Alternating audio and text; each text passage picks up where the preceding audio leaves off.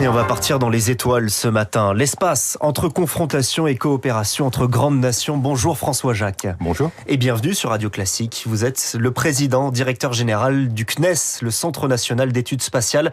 Vous avez pris vos fonctions il y a quelques mois et l'année qui s'ouvre est riche en événements. Commençons par le retour d'une Française dans l'espace. Le 15 février, Sophie Adno décollera direction de la Station Spatiale Internationale. Cela confirme la formation française d'astronautes ?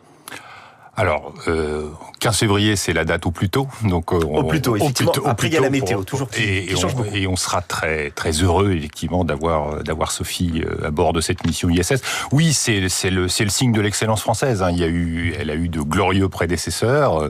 On a commencé avec Jean-Luc Chrétien, on peut aussi penser à Claudie Aigneret. On a eu Thomas Pesquet. Et donc, on voit bien qu'on a su bâtir, au fil de ces décennies, une place vraiment française de premier rang au plan international. Alors c'est fondé à la fois sur l'excellence des personnes, hein, c'est elles qui apportent leur identité, leur force et leur engagement, mais c'est aussi tout le support qu'il y a derrière, de laboratoires, d'équipes, de préparation, où là aussi la France a su bâtir un rang européen de premier plan, et puis donc cette participation au plan international. Mais alors à quoi servent ces missions ? Alors, je crois que dans ces missions, il y a évidemment une dimension déjà de compréhension de l'espace, de compréhension de ce qui se passe dans l'espace. Et on peut y voir à la fois des choses qui préparent des explorations plus lointaines, la Lune, Mars. On va y venir, on peut aussi y voir des choses qui poussent en quelque sorte les technologies, les observations scientifiques aux limites. On est dans des environnements extrêmes. Et dès lors qu'on pousse les choses aux limites, après on peut en tirer aussi des leçons pour ce qui se passe sur Terre. Et puis, faut pas se voiler la face, c'est aussi un élément de prestige, c'est aussi un élément de fascination, de rêve, et de rêve aussi pour entraîner notre jeunesse vers la science et la technologie. L'année 2026 marque aussi le retour vers la Lune, alors pas encore sur la Lune avec la mission Artemis 2. Ce sera début février, la capsule Orion va faire le tour de la Lune. Est-ce que notre satellite naturel a encore un intérêt pour nous ?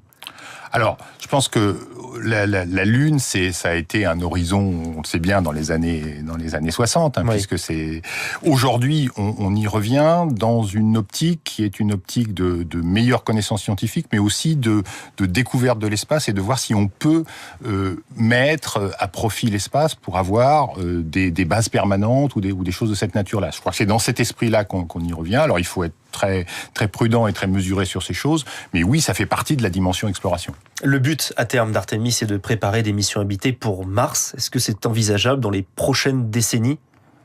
Il y a quel horizon surtout ? Alors, une fois encore, des missions habitées sur Mars, on a des horizons de temps qui sont des horizons de la prochaine décennie, vraisemblablement, même si il y a parfois des choses très très ambitieuses qui sont formulées. Je crois que surtout ce qu'il faut voir dans ces affaires-là, c'est que il y a une combinaison nécessaire entre la partie, j'allais dire robotique, la partie non habitée, et puis la partie humaine. Et donc c'est vraiment bien la combinaison des deux, je crois, qui est au cœur de ce qu'on doit faire demain, de manière à ce qu'on ait une approche raisonnable, mesurée de l'exploration et de la découverte. Et cette bataille de l'espace est menée aujourd'hui beaucoup par les États-Unis, par la Chine. Qu'espèrent-ils trouver s'ils vont sur la Lune ? Des terres rares ? Alors, je pense que si tout le monde savait ce qu'on y trouverait, je pense que ça limiterait beaucoup l'intérêt des missions scientifiques. Aujourd'hui, il faut quand même bien voir les choses. Le vrai combat spatial, si combat spatial il est moins sur la Lune que sur les orbites très proches de la Terre, puisqu'on voit bien que c'est tout ce qui, dans les infrastructures spatiales, fait notre quotidien. Le GPS, Galiléo, enfin tout ce qui est positionnement, aussi l'observation de la Terre, tous les enjeux de surveillance qui sont les enjeux clés. Une fois encore, la Lune, Mars, ce sont des enjeux de plus long terme qui poussent les technologies à l'extrême et qui sont une manière pour les grandes puissances de se constituer un portefeuille d'activités spatiales. N'oublions pas quand même que l'enjeu de puissance spatiale, il est en proximité de la Terre. Et cette concurrence en proximité de la Terre, est-ce que ça peut mener à des conflits, à une guerre dans l'espace ? Alors, l'espace est devenu, hélas, un domaine de conflictualité. C'est clair que... Et comment il se caractérise, ce conflit ? Il se caractérise par le fait que, on va le dire de manière très simple, aujourd'hui, notre vie quotidienne, elle dépend des satellites qui orbitent autour de nous. Vous imaginez demain ne plus avoir de météo ? on parlait de neige, parce que les satellites météo ne fonctionneraient pas, ne plus avoir de positionnement parce qu'il n'y aurait plus des satellites de positionnement, etc. Et donc ça fait que un des outils d'intervention dans l'espace aujourd'hui, ça peut être pour une puissance qui aurait, des intentions peu positives, de vouloir neutraliser un certain nombre de satellites. Et donc, c'est là où ça devient un espace de conflictualité. C'est-à-dire, si vous commencez à nuire aux infrastructures des autres pays, évidemment, vous amenez le conflit sur le terrain du spatial. Et avec des conséquences importantes. Et c'est la raison pour laquelle l'armée française s'est dotée d'un commandement de l'espace qui est basé à Toulouse, à côté du CNES. Cela permet quoi ? Cela permet des échanges entre vous, des synergies ? Alors déjà, je pense que c'est effectivement pas un hasard que ça soit à Toulouse. Avant même que les bâtiments du commandement de l'espace aient été inaugurés par le président en novembre, les équipes du commandement de l'espace, elles ont été formées dans les locaux du CNES déjà. Et je pense que là-dessus, il y a une complémentarité extrêmement forte entre la compétence de longue date acquise par le CNES et puis les besoins assez spécifiques de nos collègues du commandement de l'espace. Donc il y a vraiment un travail où ça marche en synergie. Nous apportons, nous CNES, notre expertise, et évidemment, le commandement de l'espace, lui, il gère l'opérationnel de ce qui doit être surveillé dans l'espace. Alors on va encore parler beaucoup du budget cette année. Est-ce que cette recherche d'économie générale, vous y êtes aussi confronté ? Je pense qu'il y a une crise des finances publiques. On est tous partie prenante de cette crise-là, et je pense qu'on doit tous faire un effort. Donc, la France a ce problème de finances publiques. Les organismes de recherche, le CNES parmi eux, est aussi confronté à ça. Il nous est aussi demandé de faire des efforts. De quel ordre ? Alors aujourd'hui, les efforts qui ont été demandés sont des efforts de l'ordre de la centaine de millions d'euros, par exemple, sur un budget global. Alors, une fois encore, le budget spatial, c'est à la fois un budget européen, ce qu'on met à l'Agence spatiale européenne, et un budget du CNES. Disons que là, on est en train de parler d'une centaine de millions sur un budget du CNES, une centaine de millions sur 3 ans, sur un budget du CNES hors composante européenne qui est de l'ordre de 600-700 millions d'euros. Le financement justement de l'Agence spatiale européenne, puisque vous en parlez, c'est l'ESA qui vient de boucler d'ailleurs son budget il y a quelques mois, en novembre, si je me trompe pas. La France va dépenser cette année beaucoup moins que les Allemands, c'est-à-dire que l'Allemagne est aux alentours un peu plus de 5 milliards d'euros, la France aux alentours de 3,5. Nous avons donc définitivement, nous, perdu notre place de leader européen dans le spatial. Je pense pas, parce que je pense que ça se mesure pas purement à la quantité d'argent misé à l'ESA. Alors déjà parce que il y a l'ESA, mais il n'y a pas que l'ESA. Je pense que ce qui caractérise la France, c'est sa participation aux travaux européens, mais aussi sa composante nationale. Alors, vous me pardonnerez de dire un mot du CNES, mais de fait, on s'est doté en France, depuis les années 60, d'une agence spatiale qui est unique en Europe, mais qui nous met sur un pied de discussion avec la NASA, avec nos collègues indiens, avec nos collègues émiratis, avec nos collègues japonais, qui est vraiment assez singulier. C'est-à-dire, on est une agence qui a des compétences techniques fortes et qui bâtit en interne. Donc, si vous voulez regarder l'effort que la France fait sur le spatial, il faut que vous additionniez ce qui se fait à l'agence spatiale, ce que la France met à l'agence spatiale européenne, ce que la France met au sein du CNES, ce que la France met dans les activités de défense.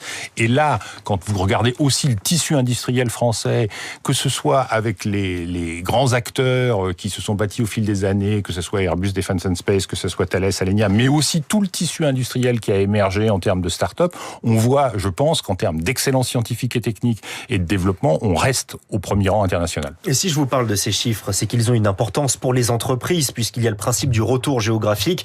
En clair, ce qu'un pays paye, cela se traduit proportionnellement en investissement dans le pays. Donc plus la France finance l'ESA, plus les entreprises françaises en profitent. Est-ce que cette logique-là, est-ce qu'il faut y mettre fin, d'une certaine manière ? Est-ce que le débat existe tout de même dans le spatial ? Alors, le débat existe, et c'est vrai que le retour géographique n'a pas que des avantages, c'est le moins qu'on puisse dire. C'est-à-dire que forcément, il oriente l'argent vers ceux qui ont misé, en quelque sorte, ce qui ne veut pas dire forcément ce qui est le plus efficace en termes de schéma industriel pour le développement de projets européens. C'est un débat, on ne va pas se le cacher. La France. Et quelle est votre position à vous ? Alors, la France a une position très claire qui est qu'elle souhaiterait faire évoluer ce retour géographique. C'est pas forcément partagé par tous nos homologues autour de la table. Donc je crois que ce qu'il faut qu'on arrive à faire aujourd'hui, c'est à trouver des voies et moyens pour permettre à chacun de se convaincre qu'il participe de l'évolution du spatial et donc ce que garantissait le retour géographique, mais de trouver d'autres mécanismes qui garantissent une efficacité industrielle. C'est vraiment vers cette réforme-là qu'on souhaiterait aller. C'est-à-dire une suppression totale ou c'est-à-dire trouver des outils qui permettent de garantir à chacun qu'il va participer de l'aventure spatiale européenne, mais pas forcément sur ces modalités de retour géographique, mais plutôt sur des modalités qui favorisent la compétitivité et l'efficacité industrielle. On évoquait tout à l'heure la mission Artemis, on le voit bien, le financement est encore très américain sur cette mission où des Européens participent. La solution pour que les Européens se démarquent, c'est peut-être l'investissement privé ? Alors ça peut être l'investissement privé, ça peut être aussi de faire des choix. C'est-à-dire qu'on voit aujourd'hui, vous parliez du vol habité. Alors le vol habité, c'est une petite partie finalement de l'espace au bout du compte. Sur ce vol habité, historiquement, les Américains ont une position de leader et c'est vrai que les Européens ont misé sur une forme de coopération avec les Américains. Bon. Est-ce que demain, l'Europe doit mettre tous ses moyens pour devenir autonome dans le vol habité ou doit plutôt privilégier les constellations de télécom, doit plutôt privilégier l'observation de la Terre, doit plutôt privilégier la défense? Je crois que ça, c'est un débat qu'on a à avoir, pas seulement au sein de l'Agence spatiale européenne, mais aussi au niveau de l'Union européenne. Je rappelle que là, on va discuter les perspectives financières de l'Union européenne pour la période 2028-2034, où il y a un morceau important pour l'espace et où je crois que là, on a aussi des virages à prendre pour affirmer l'autonomie stratégique de l'Europe en matière spatiale. Et donc, il y a un sommet d'ailleurs international qui a été voulu par Emmanuel Macron qui aura lieu en début d'année. Merci François Jacq, le président, directeur général du CNES, le Centre national d'études spatiales, invité ce matin de Radio Classique. Merci à vous.